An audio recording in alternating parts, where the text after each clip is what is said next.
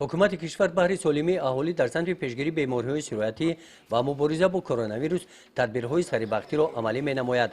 баробари сохторҳои давлатӣ дар ин самт ҳамчун амали хайру савоб соҳибкорону тоҷирон ва шахсони саховатпеша саҳми худро гузошта истодаанд.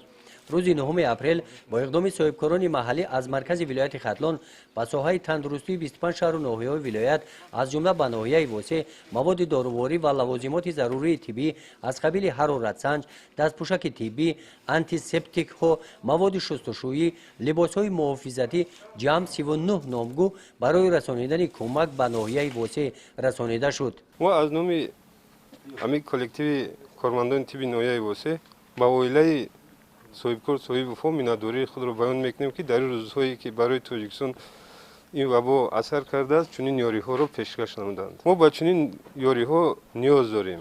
маводҳои доруворӣ ва лавозимотҳои зарурии тиббӣ тибқи маълумот ба ниёзмандон расонида мешаванд.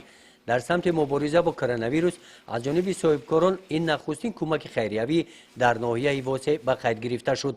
гузориши хоҷа Аназриев, Худойназар Зуҳуров аз ноҳияи восе барои барномаи иттилоотии Навид.